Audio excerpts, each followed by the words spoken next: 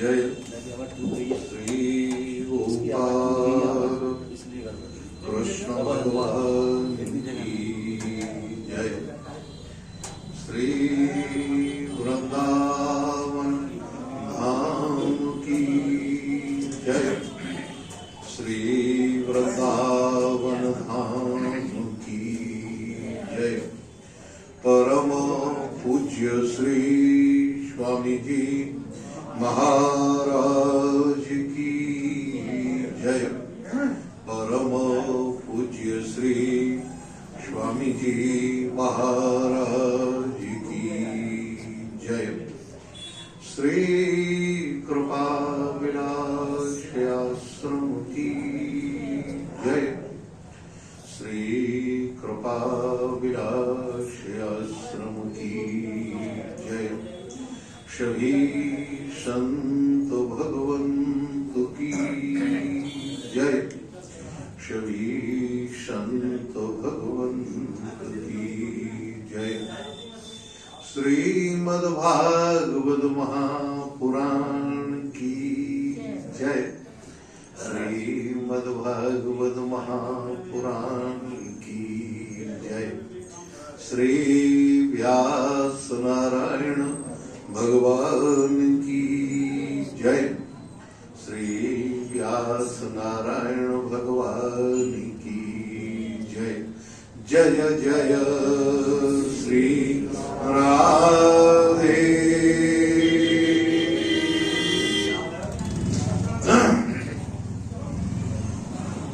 अहर्निश वंदनी नित्य प्रति प्रातः स्मरणीय परम पूज्य श्री सद्गुरुदेव भगवान के युगल पाद पद्मों में साष्टांग प्रणाम। प्रातः स्मरणीय परम पूज्य महाराज श्री के युगल पाद पद्मों में साष्टांग प्रणाम। समुपस्थित विराजमान व्यक्त अव्यक्त रूप से सभी संत एवं भगवत भक्तों के युगल पाद पद्मों में साष्टांग प्रणाम।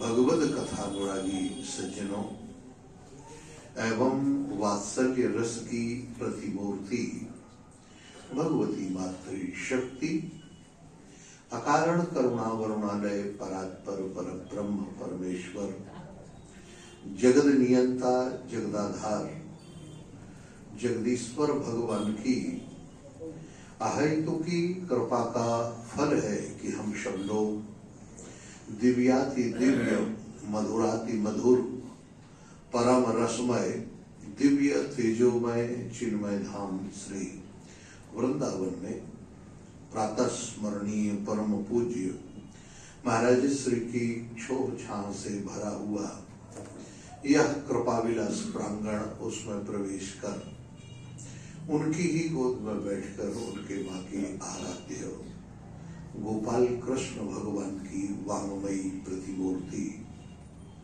श्रीमद् भागवत महापुराण का नित्य स्वाध्याय के माध्यम से सत्संग लाभ प्राप्त कर रहे। आइए बिन सत्संग न हरि कथा तेहि बिन मोह न भाग। मोह गए श्री राम पद हो ही न दृढ़ अनुराग।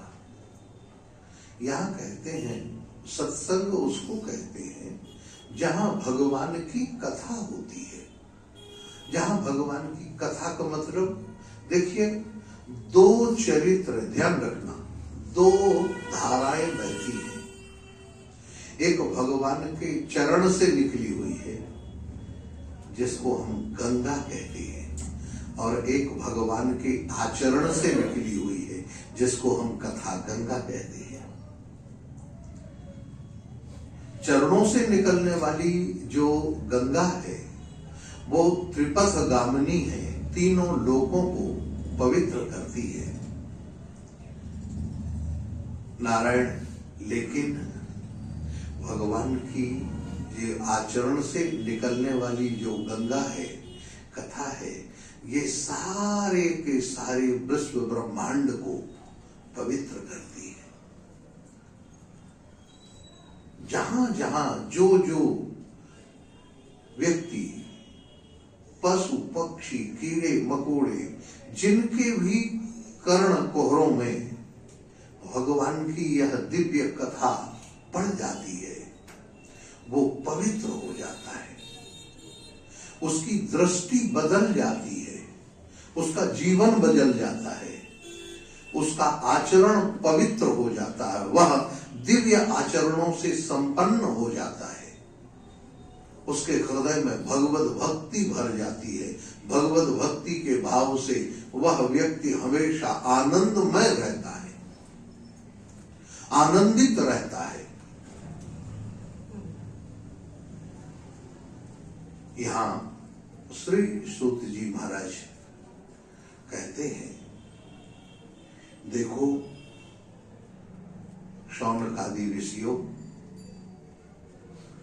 जब महाराज वैन के शरीर का मंथन हुआ और उससे निषाद एक जाति उत्पन्न हुई जो उनके पाप का परिणाम रहा, जंगलों में निवास करने वाली।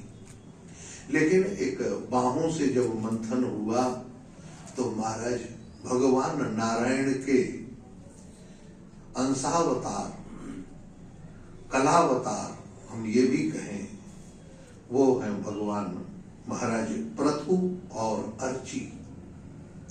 ये अनाद्य दंपति हैं।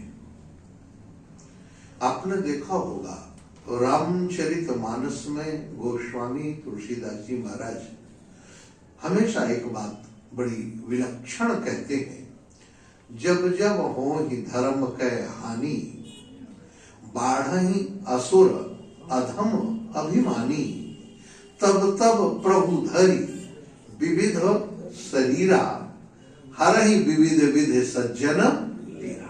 देखो महाराज भगवान के अनेकानेक अवतार होते। भगवान समय पर कच्छावतार ले लेते हैं, मत्स्यावतार होता है, नरसिंहावतार होता है, नारायण भगवान का भक्त के रूप में अवतार होता है, हयग्रीव अवतार होता है, राम कृष्ण इत्यादि के रूप में भगवान का अवतार होता है। जब जिसकी आवश्यकता होती है, गोस्वामी जी कहे तब तब धरि प्रभु विविध शरीरा। विविध का मतलब है अनेक प्रकार से। कोई जरूरी नहीं है कि भगवान हमेशा मनुष्य रूप में ही आए। जब आवश्यकता होती है तो भगवान वाराह भी बन जाते हैं, आवश्यकता होती है तो भगवान मत्स्य भी बन जाते हैं, कच्छप भी बन जाते हैं। यहां आज आवश्यकता थी एक राजा के रूप में, प्रजा का संरक्षण करने के लिए भगवान ने पृथु के रूप में, क्यों कि पृथ्वी को व्यवस्थित करना है। महाराज वैन के राज्य में यहां स्पष्ट रूप से लिखा हुआ है, नारायण वैन के राज्य में पृथ्वी ने अनाज देना बंद कर दिया था। अब ये बड़ा विलक्षण संकेत है। आप जरा सोचिए, पृथ्वी अनाज कब देती है? आप देखिए, हम एक अनाज एक दाना बोते हैं, है कि नहीं? तिल का एक दाना डालते हैं, लेकिन वह तिल एक दाना एक वृक्ष बनता है और उस वृक्ष में, तिल के वृक्ष में कम से कम 50 फल लग जाते हैं, लगते हैं कि नहीं? और एक तिल में कम से कम 50 दाने होते हैं कि नहीं? बोल, ज्यादा ही है, कम तो नहीं है ना? हाँ, सोचो आप। लेकिन वो है तो एक ही दाना ना। ये पृथ्वी की कितनी बड़ी उदारता है, आप जरा सोचो। एक को वो कई गुना करके देती है। क्यों? जब तक उसमें उर्वरक शक्ति, धर्म सदाचार की शक्ति, आचरण की शक्ति और उसकी अपनी शक्ति बनी रहेगी। आज क्या हो रहा है? अगर आप प्राकृतिक स्थिति आप देखें तो आज पृथ्वी की स्थिति बड़ी गंभीर है। क्यों? हम जो सरकारी खाद्य डाल के उसकी सारी शक्ति नष्ट भ्रष्ट करते चले जा रहे हैं। आज बड़ी समस्या है। अभी मैं, आप देख रहे 2-4 दिन यहाँ नहीं था नारायण, तो 2 दिन के लिए गांव, पहले तो कार्य क्षेत्र में रहा प्रवचन के लिए, फिर हमारी माता जी गांव में थी, तो मैं उनका दर्शन करने के लिए गांव चला गया। माता जी हैं, 85-86 वर्ष की अवस्था है और अभी स्वस्थ हैं, बिल्कुल जैसी इस अवस्था में होना चाहिए। सब अपना काम विधिवत रूप से सब कर लेती है, वो अपना काम किसी को छोड़ती नहीं, और बल्कि आ जाए मौका तो हम सब लोगों को भोजन बना के खिला भी देती है। अभी ये अवस्था में आप सोचिए, हाँ अभी हम बढ़िया भगवान की कृपा से माता जी के हाथ से गांव का भोजन हो, मक्के की रोटी और चने का साग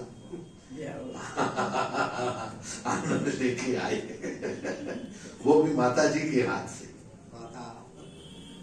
माता जी वो चूल्हे के पास बैठ के और हाथ से ऐसे ऐसे करके, आज तो देवियों से बनता नहीं है ये।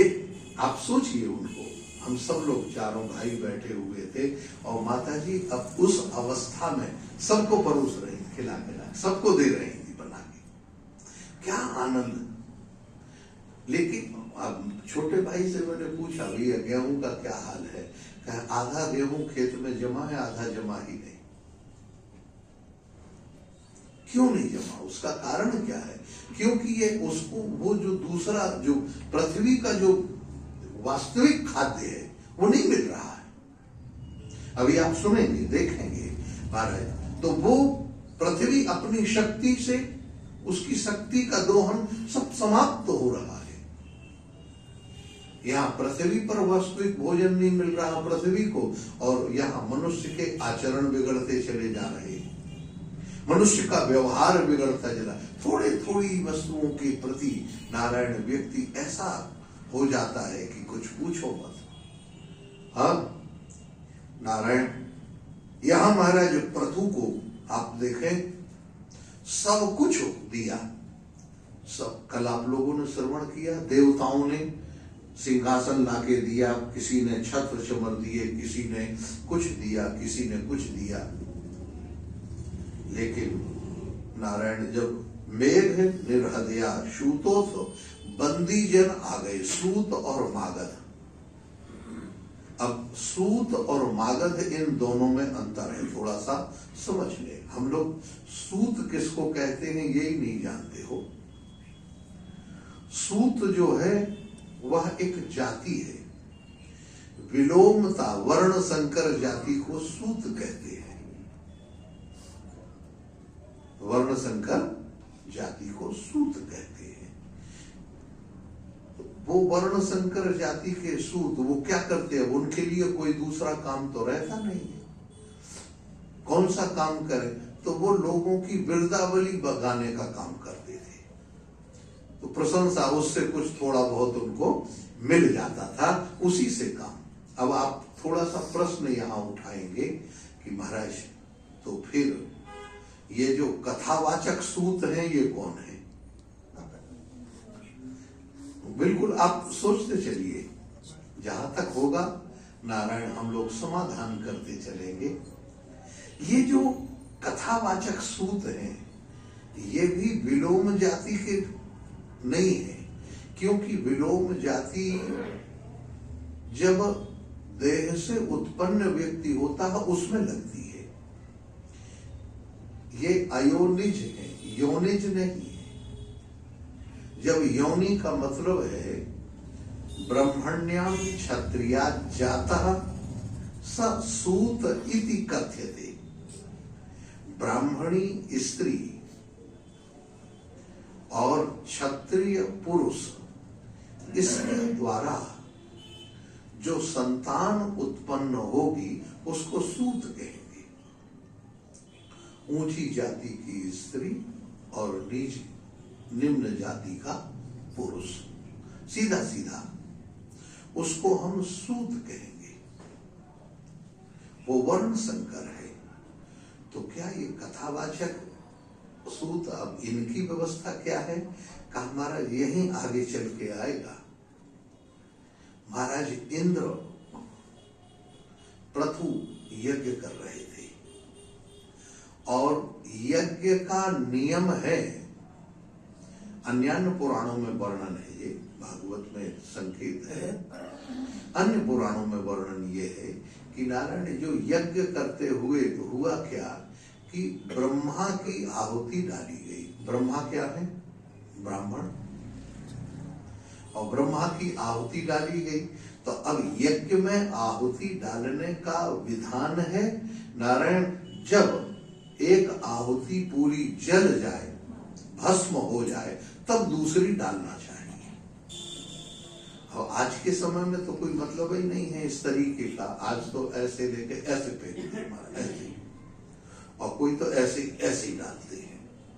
हाँ, मैंने तो विलक्षण स्थिति देखी है कैसे कैसे। अभी नहीं हो तो 10-11 तारीख से वृंदावन में ही देख लेना, यज्ञ हो रहा है एक बहुत बड़ा, 108 या 111 कुंडी कितना यज्ञ है, उसकी जाके व्यवस्था देखना, अपने आप समझ में आ जाएगा। हाँ, निंदा नहीं कर रहा हूं मैं, लेकिन मेरा एक स्वरूप है, अपना विधान। नारायण, ब्रह्मा जी की आहुति डाली गई और उस आहुति को पूरा भस्म नहीं हो पाया, तब तक इंद्र देवता की आहुति डाल दी गई। इन दोनों की आहुति से जो प्रकट हुए उनका नाम हुआ सूत। वो यज्ञ कुंड से प्रकट हुए। ब्रह्मा और इंद्र के संयोग से प्रकट हुए, इसलिए इनको सूत कहा। वेद में अधिकार तो नहीं दिया गया, लेकिन वेद में तो क्षत्रिय, वैश्य, ब्राह्मण इनका अधिकार है ना, द्विजाति का। इनको किस जाति में रखेंगे? इसीलिए इनको सूत कहा गया। ध्यान रखना, कहा तो सूत गया, लेकिन इनमें इनको समस्त पुराणों का, वेद के अर्थ का ज्ञान था, क्योंकि ब्रह्मा जी के अंश था और इंद्र का भी अंश है। तो ये सारे इतिहास पुराणों के जो वक्ता हैं वो सूत जी हैं। अच्छा, सत्यनारायण कथा से लेके श्रीमद् भागवत, ब्रह्मांड पुराण, देवी पुराण, गणेश पुराण, नारद पुराण, महाराज शिव पुराण, इन सब के वक्ता सूत जी हैं कि नहीं है बताओ? ये भगवान नारायण की कृपा से, व्यास जी की कृपा से, ये सुखदेव जी महाराज के शिष्य हैं, साक्षात सुखदेव जी के शिष्य हैं। इसलिए इनको समस्त पुराण की विद्या के ये बहुत बड़े महापुरुष हैं, सबके प्रणम्य हैं। तो लेकिन ये वाले सूत जी नहीं, कथा वाले सूत जी नहीं, वो जो प्रशंसा करके सूत मागध बंदिना, सूत मागध और बंदिना। सूत कौन है? हमारा ये कोई छोटी छोटी कथाएं सुनी सुनाई परंपरागत, जैसे आजकल आप लोग घाटों में देखते हैं पंडित लोग, उनके बच्चे पढ़ते लिखते तो हैं, लेकिन परंपरा से, हाँ, वो सब अपना अपना काम करना प्रारंभ कर देते हैं। आप और कुछ कहें महाराज, क्या कहें? यहाँ तो देख लो, बिहारी जी के मंदिर चले जाओ, उनके बच्चे बिहारी जी की पूजन करा देंगे कैसे करना है, लेकिन और दूसरा काम, क्यों? वो परंपरानुगत उनका है। तो इसलिए वो सूत जी, सूत और मागध, मागध माने, हाँ महाराज, ये मांग कर खाने वाले। आपके यहाँ कोई उत्सव आया है तो हमको भी कुछ ना कुछ मिल जाए। बंदी, बंदीजन कौन कहते हैं? जिनको हम लोग जगह बोलते हैं, वंश परंपरा का वर्णन करने वाले लोग। हाँ, तो वो लोग आए, ये तीनों जब आए और उन्होंने उनके गुणों का वर्णन करने लगे। जैसे गुणों का वर्णन किया नारायण, गुण का वर्णन, किमाश्रयो में स्तव योज्याम मय्य भुवन विद था गिरो वह। नारायण, अब तो महाराज पृथु ने कहा कि देखो भैया, आपकी ये वाणी मिथ्या नहीं होनी चाहिए। क्यों? क्योंकि अभी अभी किमाश्रयो में तवस्तत् से योज्याम, आप किसी के आश्रित नहीं हैं, आप ऐसे ऐसे कर्म करने वाले हैं, ऐसे आपके दिव्य गुण। मां मय्य भुवन विदथा गिरोवह। नारायण महाराज प्रथु ने कहा मिथ्या वाणी का प्रयोग मत करो, अभी मेरे में कोई गुण प्रकट नहीं हुए, कोई दिव्य गुण प्रकट नहीं हुए, और तुम बिगर दिव्य गुण प्रकट हुए ही तुम मेरी बड़ाई करने लगे, ऐसा मत करो। जो कह रहे हो मान लो ऐसा नहीं हुआ तो तुम्हारी वाणी झूठी हो जाएगी कि नहीं। देखो महाराज पहले के लोगों को अपनी वाणी की कितनी कदर होती थी। हमारी वाणी से निकल गया है, इसका मतलब अब हमको पूरा करना है, चाहे कैसे भी हो, किसी भी परिस्थिति में वाणी की बात आ गई माने बिल्कुल। क्यों? क्योंकि वाणी की अधिष्ठात्री देवी सरस्वती है, और अगर वो वाणी से कहा हुआ बात हाँ महाराज पूरी नहीं हुई तो सरस्वती नाराज हो जाएंगी। इसलिए लोगों को हमेशा अपनी, ये कहते थे ना लोग, महाराजा राजा महाराजा भी और गांव के लोग भी, भैया हमने तो जवान दे दी, चाहे वो कुछ भी हो जाए हमने तो जवान दे दी। हाँ महाराज आप जानते हैं महाराज क्षत्रिय वंश की यह प्रभुताई, प्राण जाए पर वचन रघुकुल रीति सदा चले। दोनों क्षत्रिय हैं और रघुवंश की ये रीति है कि एक बार जो कह दिया फिर वाणी मिथ्या नहीं होती। नारायण इसी तरह से मैं आपको वाणी की बात बताऊं, यहाँ खाक चौक वाले महाराज जी, पहाड़ी बाबा जिनको कहते हैं नारायण, ये एक बार मस्ती से बैठे हुए थे, हमने उनका दर्शन किया है। नारायण एक देवी आई ओरछा की, ओरछा के पास में कहीं रहती थी, वो आई दर्शन करने के लिए बाबा की। बाबा नहीं मालूम किस मस्ती में बैठे हुए थे और उनको कोई संतान नहीं थी, और यहां तक कि संतान की उम्मीद भी, क्योंकि जैसी अवस्था में माताओं को संतान होती है वो सारी अवस्थाएं उनकी खत्म हो चुकी थी। अब महाराज वो देवी आई महाराज के पास में, प्रणाम किया, प्रणाम करके बैठे, नहीं मालूम महाराज जी किस ध्यान में थे, वो बोल पड़े जाओ पुत्रवती भाव। अरे महाराज कैसी बात कर रहे हो तुम, इस अवस्था में मेरी 50 वर्ष की अवस्था हो गई, मेरा तो मासिक धर्म भी बंद है, मैं कैसे। पहाड़ी बाबा मस्ती में बोले, कहे देखो बाबा है, हमने कह दिया तो। सिद्ध महापुरुष थे महाराज, लो वो देवी चली गई महाराज। 1 वर्ष बाद आई अपने गोद में बालक को लेके, और जब 1 वर्ष में बालक को लेके आई महाराज, तब उन्होंने प्रणाम किया, आश्रम में भंडारा किया महाराज खूब अच्छे से। अभी भी वो परिवार जिंदा है। नारायण यहाँ वृंदावन कभी कभी आता है तो बहुत अच्छे समृद्ध उन्होंने बाबा की सेवा की और ठाकुर जी का मुकुट धराया, बहुत बढ़िया। महाराज सेवा करती रही, गैया की सेवा की। बाबा फिर प्रसन्न हो गए, कहा देवी तुम्हें 4 पुत्र होंगे। लो महाराज क्रम से 1 वर्ष के ऐसे क्रम से उसके 4 पुत्र हुए, 5 पुत्र हुए, सोचो आप। वही वो ओरछा में महाराज जी को, राजेंद्र दास जी को वो आश्रम मिला हुआ है उसी जगह में, वहां नरेश वो पहले बाबा को दिया हुआ था।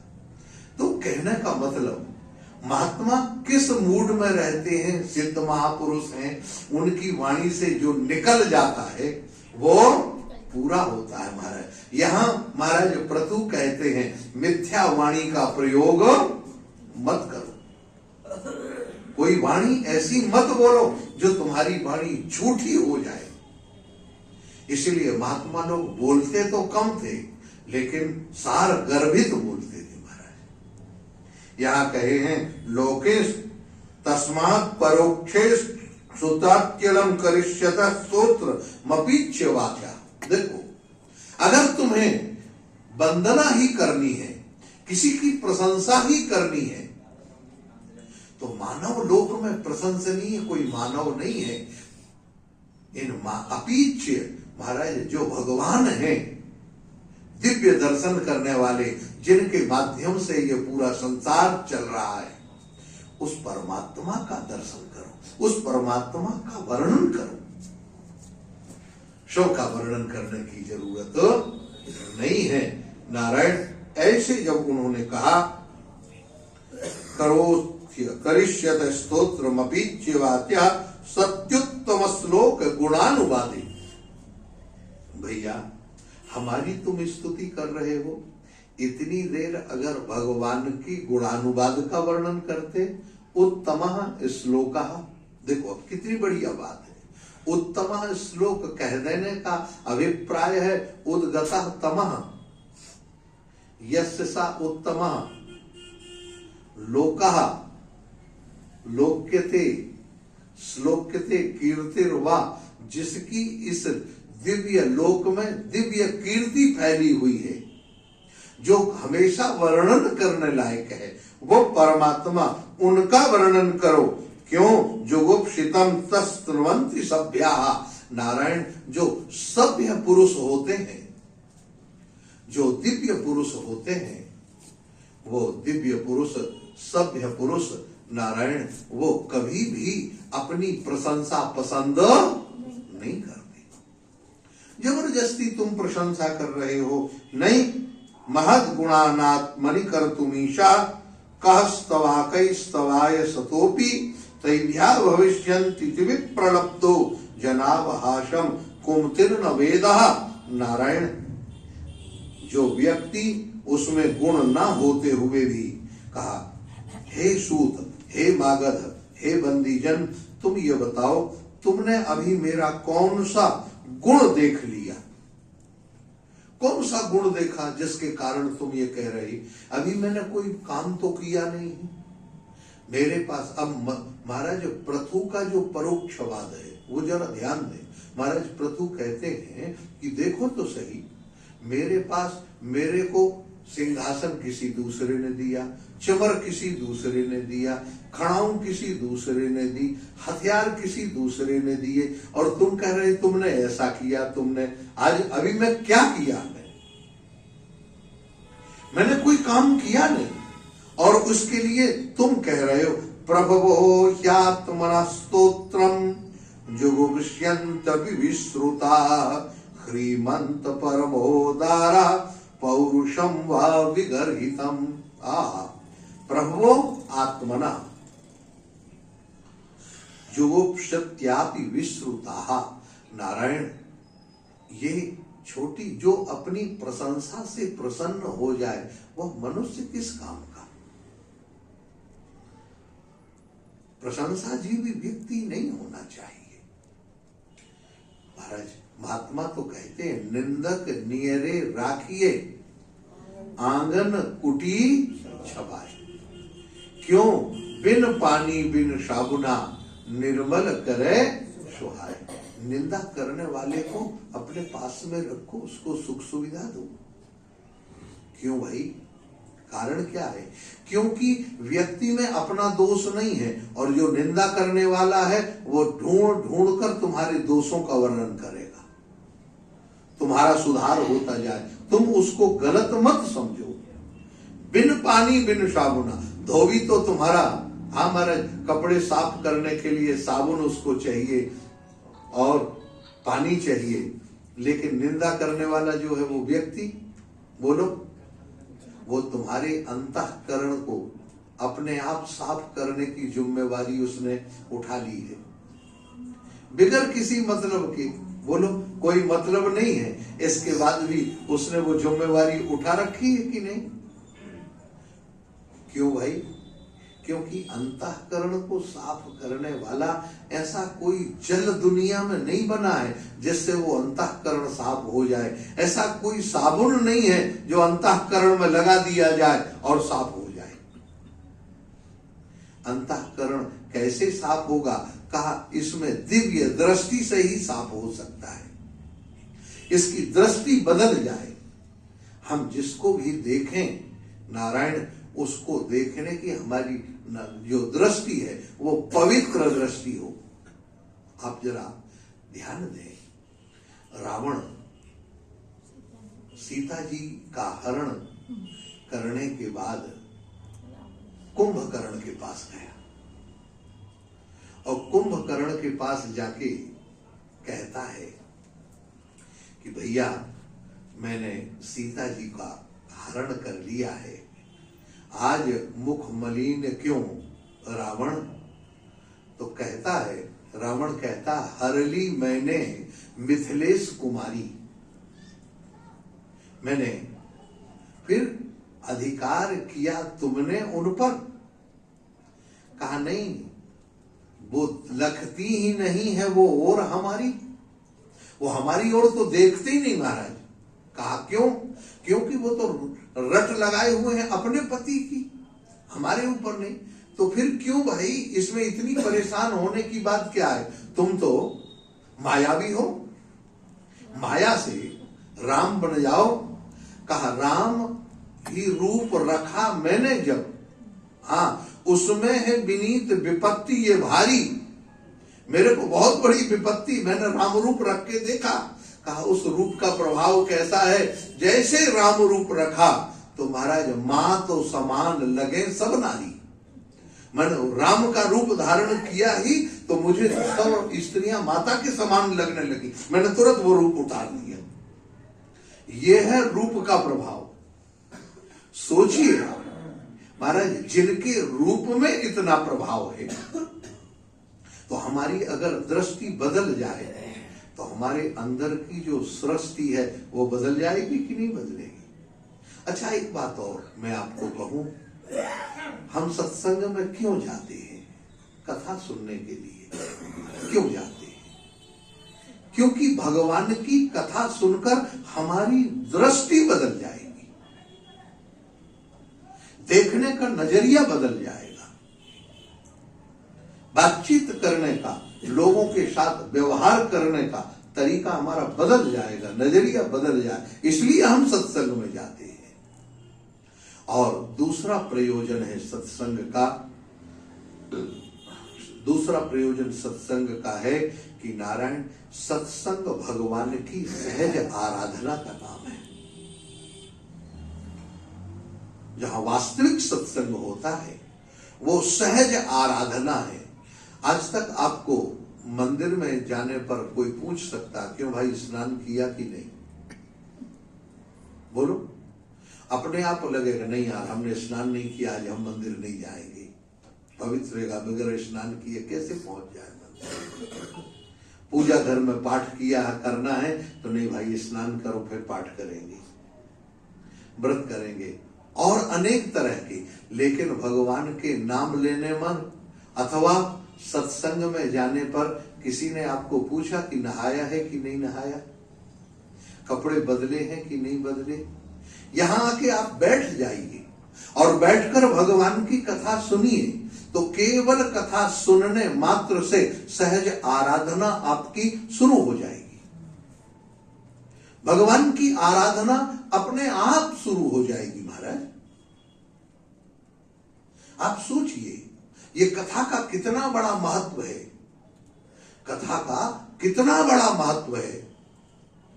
जैसे कथा का महत्व है इसी तरह से कथावाचक का भी महत्व है।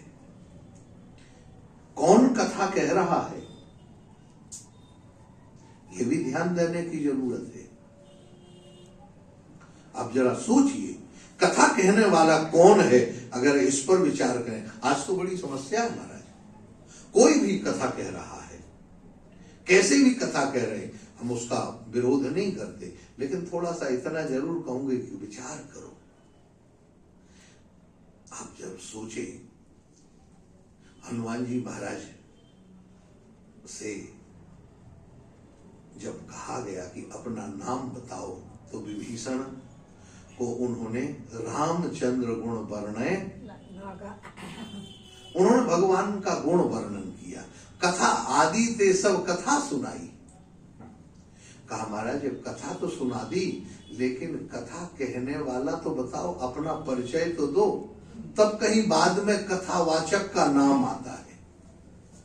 सोचो, पहले उन्होंने भगवान की कथा सुनाई, पीछे कथावाचक का नाम आया, आदि थे। लेकिन कथा कहने के बाद आप सोचें, और वही महाराज कथा सुनाने के बाद भगवान से मिलने की स्थिति हो गई। लेकिन वही राम जी की कथा और सीता जी की कथा शूर्पणखा ने सुनाई रावण को, मानस में सुनाई है कि नहीं? अच्छा बोलो, तो सीता जी कौन है? उद्भव स्थित संगार कारिणी क्लेश हारिणी, और न तो हम राम। तो रावण के मन में सीता जी की कथा सुन के विकार खत्म हो जाता है कि जागृत होता है? बोलो, शूर्पणखा जब कथा कह रही है तो रावण के मन में विकार जागृत हो गए। कथा, और कहीं वही कथा हनुमान जी महाराज सुना देते, या कोई दिव्य संत रावण को वो कथा सुनाता, तो रावण का जो अहंकार है वो समाप्त हो जाता कि नहीं? विकार समाप्त हो जाता कि नहीं? ये कथावाचक भी ध्यान देना चाहिए, हम कथा किन से सुन रहे हैं। भले आप कहें अरे महाराज भगवान की तो कथा है, नहीं, कथावाचक कैसा है, कथावाचक का जीवन कैसा है, उसका कथावाचक वो है जो विकल देख भाई जुगल कुमारा, जो खुद वासनावान है, जिसके मन में कूट कूट के वासना भरी हुई है। क्या वो तुम्हारी वासना समाप्त कर देगा? नारायण, इसलिए हमें याद रखना चाहिए, यहाँ कहते रीमंता परमोदारा पौरुषम चा विगर्हिता। महाराज पृथु कहते हैं, हे बंदीजन, तुम मेरी प्रशंसा न करके भगवान की कृपा का वर्णन करो, भगवान के गुण गाओ, ताकि भगवान प्रसन्न हो जाएं, और भगवान जब प्रसन्न होंगे तो तुम्हारा अंतःकरण पवित्र हो जाएगा, और अंतःकरण जब पवित्र होगा तो तुम्हारे हृदय में संतोष जाग जाएगा। उससे क्या होगा? कहा दर दर मांगने की जरूरत नहीं पड़ेगी। हाँ महाराज, खुश नसीब वो नहीं कि जिनके नसीब अच्छे हैं, अरे खुश नसीब तो वो है जो अपने नसीब पर खुश है। हमारे पास जो है, हम अगर उससे प्रसन्न नहीं हुए तो महाराज दुनिया का कितना भी कुछ मिल जाए, नारायण, फिर हम प्रसन्न होने वाले नहीं है, हमें संतोष नहीं होगा। वयम त्वविदिता लोके श्रुताद्यपि वरीववि कर्म भी कथमात्मानम गापयिष्याम बालवत नारायण त्वयं त्वद्विदिता लोके। भैया, तुमने इस संसार में अभी देखा क्या है? मेरी कोई भी क्रिया उत्पन्न नहीं हुई, मेरा कोई भी काम प्रकट नहीं हुआ, लेकिन आप उस काम को लेकर इतनी बड़ी बड़ी बातें करने लगे। तुम्हें झूठ बोलने में डर नहीं लगता? देखो, ये महापुरुष है महाराज, छोटी छोटी बातें इतर ब्रुवाणम। हाँ महाराज, क्या कर्म भी कथमात्मानम, तुम मेरे कर्मों की बड़ाई कैसे कर रहे हो? मैंने कोई कर्म किया क्या? अभी अभी प्रकट हुआ, सिंहासन में बैठे हैं और बस महाराज जय हो जय हो जय हो चिल्लाने लगे, आपने ऐसा कर लिया, हमारे तो ये हो गया, हमारा तो ये। अरे ये सब बिना मतलब की, माने जो महापुरुष होते हैं उनको चापलूसी पसंद। महाराज ये ध्यान रखना, महापुरुषों की सबसे बड़ी विशेषता है जो जानते, ये चापलूसी पसंद नहीं। वो कहते हैं ना कर्म भी कथम आत्मानम गापिश्याम बालवत। बेटा अब देखो महाराज पृथु भगवान के अवतार तो हैं, तो अपने पुत्रों को नाराज कैसे करेंगे?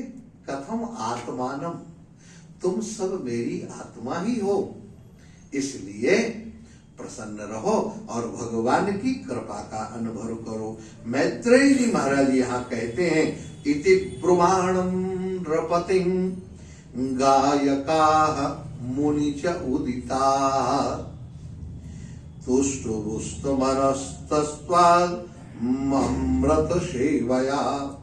नारायण ऐसा जब महाराज पृथु ने उनको थोड़ी सी मीठी डांट लगाई, महाराज उन्होंने कहा महाराज हमारी तो जीविका है प्रशंसा जीवी, हम तो लोगों की प्रशंसा करके ही भोजन करते हैं, हमें वही मिलता है, और आपने प्रशंसा खत्म कर दी, अब हमारी जीविका कैसे चलेगी? वो नाराज हो गए तो महात्माओं के पास पहुंच गए।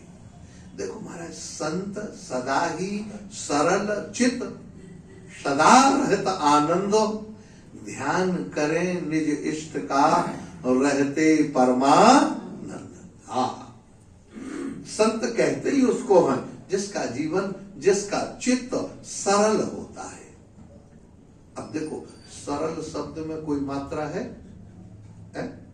स र और अच्छा, इसमें कोई मात्रा लगी है क्या? बोलो। सहज कोई मात्रा है? सरल सहज, तो अब इनमें मात्रा नहीं है, इसका मतलब है महाराज संतों ने कहा कि तुम लोग अपना बनावटी जीवन छोड़ो। महाराज पृथु ने कहा कि हम बनावटी पसंद नहीं करते, और संत भी वो होते हैं जिनको बनावट पसंद नहीं है, जो सहज में है। हाँ महाराज दोनों जानते हैं। देखो एक महात्मा मस्ती में अपने पास बैठे थे, एक पहलवान, हाँ महाराज अच्छा हट्टा कट्टा तगड़ा मोटा जवान, वो आया और स्वामी जी महाराज दंडोत, क्या बताएं भगवान ने तो हमें पैसा नहीं दिया है, नहीं मैं आपकी सेवा करके बताता कैसी सेवा की जाती। आपको आश्रम के तरफ से कोई फिक्र करने की जरूरत नहीं थी। संत मुस्कुराते महाराज हाँ बैठ जाओ कोई बात नहीं। देखो तब तक महाराज एक सेठ जी बड़ी लंबी गाड़ी में हाँफते हुए उधर से गेट से बाहर आए, कहा भाई देव इन्हें कुर्सी दो। हाँ महाराज सेठ के पास बचता तो बहुत था लेकिन बचता नहीं था उन्हें, उनकी भी अपनी समस्या थी महाराज। आके बड़े धीरे धीरे कुर्सी में बैठे, स्वामी जी महाराज कहा खुश रहो बच्चा खुश रहो। क्या महाराज क्या बताएं, मेरा स्वास्थ्य सही होता, शरीर ही साथ नहीं देता, मेरा स्वास्थ्य सही होता तो मैं आपकी सेवा करता, आपके चरण दबाता, आपके आश्रम में सेवा करता। महात्मा फिर भी मुस्कुराते, कोई बात नहीं बैठ जाओ। अपने चेलों शिष्यों से कहते भाई इन दोनों को प्रसाद दो। अभिप्राय क्या है? सरल चित हैं लेकिन दोनों की बनावट जान रहे कि जिसके पास जो है पहलवान शरीर से सेवा करने लायक है लेकिन वो सेवा करना नहीं चाहता, और सेठ जी के पास पैसा है, वो अर्थ से सेवा कर सकता है लेकिन वह अर्थ से सेवा करना, वो शरीर के लिए रो रहा। तो हमारे पास जो है हम उसका प्रयोग करें ना, जो नहीं है उसके लिए माथा मारने की क्या जरूरत। इसीलिए यहाँ के नालंबयम ते महिमानुवर्णये यो देव वर्योऽवतार मायया वीणांग जातस्य च पौरुषाणि ते वाचस्पतीनामभिबभ्रमूर्धियः। कितनी बढ़िया बात है। महात्माओं के पास जब गए, महाराज अब हमारी जीविका कैसे चलेगी, हमारी तो जीविका खत्म हो गई, क्योंकि हमें प्रशंसा करने के अलावा कुछ आता ही। महात्मा ने कहा ठीक है कोई बात। अब देखो महाराज, संतों के पास सबका उपाय है। वो हमने देखा संतों के पास सबका उपाय। हमारे पूज्य महाराज श्री के पास एक मैया आई और वो कहे कि महाराज हमें भंडारा करना है। उस दिन पुण्य अवसर था, कोई आश्रम में भंडारा होने वाला था। स्वाभाविक रूप से कहे मैया ने कहा कि महाराज हमें भंडारा करना। हमारे पास कितना का, हमारे पास इस समय 2 रुपया है महाराज जी। महाराज जी ने कहा बिल्कुल हो जाएगा भंडारा, कोई चिंता करने की जरूरत नहीं, सबको भंडारा हो जाएगा, बहुत बढ़िया। अब स्वामी अनुभवानंद जी हमारे पास कुठारी जी थे, थोड़ा तेज मिजाज के। कुठारी उसी को बनाया जाता हमारा जो लेखा जोखा ठीक ठाक रखे, व्यवस्था रखे, आश्रम की व्यवस्था को देख से सुन के। ऐसे सबको कुठारी नहीं बनाया जाता। हाँ महाराज, कुठारी, भंडारी, पुजारी, इन सब की योग्यता अलग अलग होती है, कौन को क्या दिया जाए। कुठारी जी तुरंत बोल पड़े महाराज जी इनमें क्या होगा। महाराज जी ने कहा चुपचाप रहो, अल्लाह नहीं कर। भैया बिल्कुल हो जाएगा। अब महाराज स्वामी जी से कहा, स्वामी जी ये पैसा ले लो मैया से। मैया ने पैसा दे दिया, कहा मैया पंगत में पहुंच जाना, भंडारा तुम्हारे नाम से हो जाएगा, चल रहा है। बोले महाराज जी इसको क्या ले आए? कहा कुछ नहीं, इसका नमक लाके सब्जी में डाल देना, दाल सब्जी में, सभी तरह की सब्जियों में नमक मिला दो, रायते में नमक, कड़ी में नमक। उस दिन कच्चा पक्का दोनों भंडारा था महाराज। बोलो 2 रुपए के नमक में सबका नमक पड़ गया। मैया के यहाँ भंडारा हो गया कि नहीं? ये महात्माओं का चिंतन है महाराज। कहते हैं हाँ हो जाएगा, हमें आश्रम के लिए कुछ दान देना है। एक ऐसा आया आश्रम के लिए, हमारे पास कुछ नहीं है। कहा कितना है महाराज आश्रम के लिए? कहा 10 रुपए। कहा कोई बात नहीं, इतना तो बहुत है, क्या करें? कहा नित्य गोपाल मंदिर में दान पेटी में डाल दो, आश्रम में आ जाएगा। लो, तो ये अभिप्राय कहने का। नारायण संतों के पास सबका उपाय है। सूत मागध बंदीजन ये सब महाराज संतों के पास पहुंचे। महाराज अब बताओ, आपने इनको प्रकट किया और हमारी तो जीविका चली गई। अब हम किसके, इनके पास नहीं जाते, हमें तो डर लग रहा है, हम कैसे इनके पास जाएं, कैसे इनकी सेवा करें, हम कैसे कहें। महात्माओं ने कहा अरे तुम लोग नाराज क्यों होते हो? अरे तुम चले जाओ और तुम ऐसे नहीं कहो कि तुमने ये कर्म ऐसा किया है, तुमने ऐसा किया। तुम ऐसे नहीं, तुम जाके ये कहना हे प्रभु अब तुम्हारे ऐसे कर्म प्रकट होंगे, तुम्हारे ऐसे कर्म करोगे, तुम ऐसे कर्म करोगे, ये काम तुम्हें, तो वो उनका निर्देश भी हो जाएगा और तुम्हारे द्वारा बता भी दिया जाएगा। और अगर वो तुम्हें कुछ कहें तो कह देना हमें तो संतों ने भेजा है। लो महाराज, जो ऐसा कहा अब जाके कहते नालम वयम ते महिमानुवर्णये। हे प्रभु हम आपकी महिमा का वर्णन नहीं कर सकते हैं। क्यों? आप कौन है? यो देव वर्यो अवतार माया। आपने जो माया से अवतार लिया है, आप साक्षात परब्रह्म परमात्मा हैं, आप जगदीश्वर भगवान हैं। यो वेनांग जातस्य च पौरुषाणि ते पौरुषाणि वैनंग जातस्य। आप वैन के शरीर के द्वारा मंथन करने से प्रसन्न प्रकट हुए हैं, इसलिए वाचस्पतिना बबिबब्रुमुर्दया। आप तो ब्रह्मा के समान सृष्टि करने में समर्थ हैं। वाचस्पति ब्रह्मा, ब्रह्मा के समान आप समर्थ हैं। अथाप्युदार स्रवशः प्रथोर हरे। हे हरे, हे प्रभु आप हरि ही यहां प्रकट हुए हैं। हरे इति संबोधना, यह संबोधन शब्द है। हरे संबोधन है कि नहीं? हे हरे आप प्रथो, हे प्रथु कलावतारस्य कथामृताद्रिता, आप भगवान की कलावतार हैं, कला के रूप में प्रकट हुए हैं।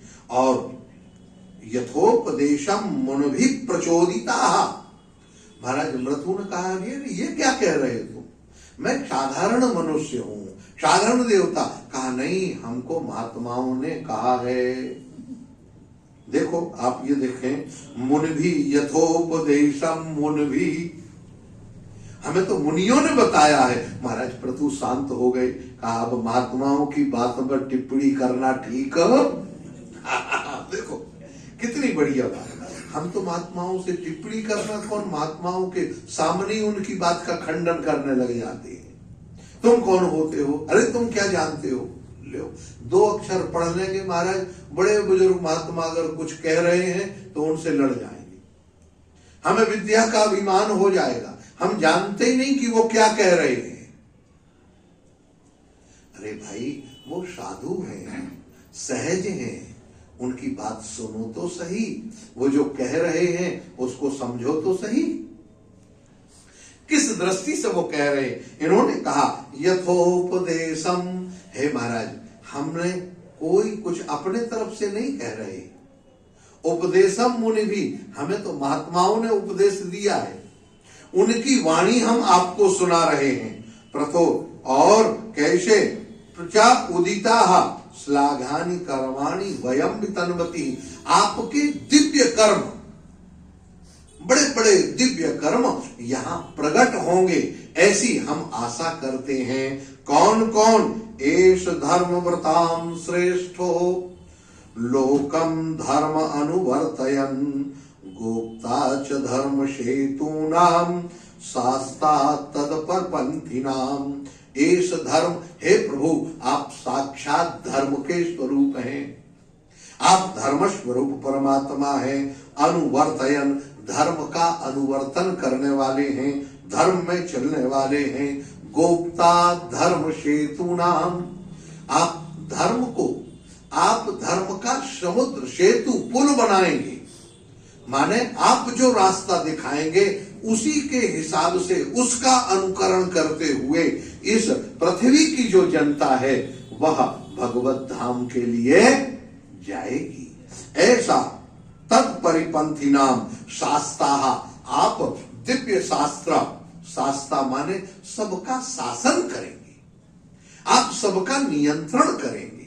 और इतना ही नहीं, ये सवै लोकपालानाम विहर्ति कस्तनु तनु काले काले यथा भागम लोकयोरुभयोर्चिता।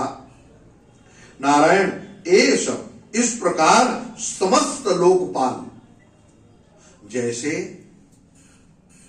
महाराज देवराज इंद्र इत्यादि समस्त देवता इस संसार की व्यवस्था के लिए ब्रह्मा जी के आदेश से, भगवान नारायण के आदेश से सारे काम करते हैं, इसी तरह से वही समस्त लोकपाल आपके शरीर में निवास करेंगे।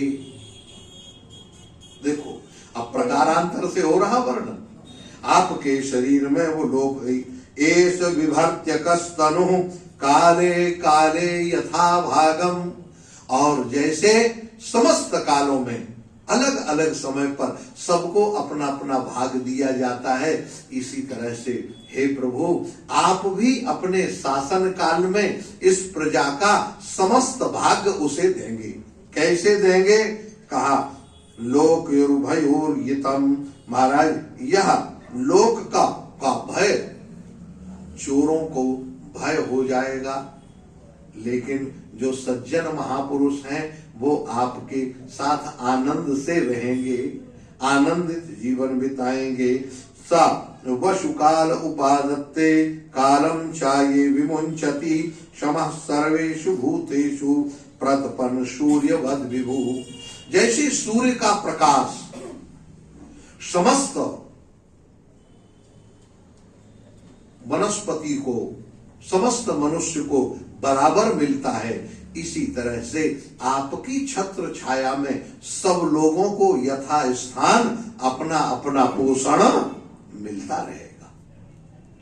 और इतना ही नहीं, हे प्रभु, क्षमः सर्वेषु भूतेषु, समस्त भूतों में, समस्त प्राणियों को, सब काल काले सब में तितिक्षत्य क्रमम वन्यः उपर्याक्रमात् भी भूतानां कर्ण सस्वत आर्तानां क्षिति वृत्तिनाम। नारायण, आपके द्वारा सबकी वृत्ति चलेगी। जैसे आकाश के नीचे सब रहते हैं, इसी तरह से आपकी छत्र छाया में सब लोग आनंद से निवास करेंगे। महाराज, यहाँ अब महाराज पृथु आनंद से उनकी सारी की सारी बातें सुन रहे हैं और वो क्या कहते हैं और पृथु अब आगे का शासन कैसे करते हैं, उसकी चर्चा हम लोग कल करेंगे। बोलिए गोपाल कृष्ण भगवान की जय जय श्री राधे। हरे कृष्ण कृष्ण हरे हरे, हरे राम राम राम हरे हरे, हरे कृष्ण कृष्ण कृष्ण हरे हरे, हरे राम राम राम हरे हरे, हरे कृष्ण कृष्ण कृष्ण हरे हरे, हरे राम राम राम हरे हरे। बोलिए श्री गोपाल कृष्ण भगवान की जय, श्री वृंदावन धाम की जय, परम पूज्य श्री स्वामी जी महाराज की जय, श्री कृपा विलास आश्रम की जय, सभी संत भगवंत की जय, श्रीमद् भागवत महापुराण की जय, श्री व्यास नारायण भगवान की जय, सभी सद्गुरुदेव भगवान की जय जय श्री राधे। नारायण, सभी लोग जो जहाँ हैं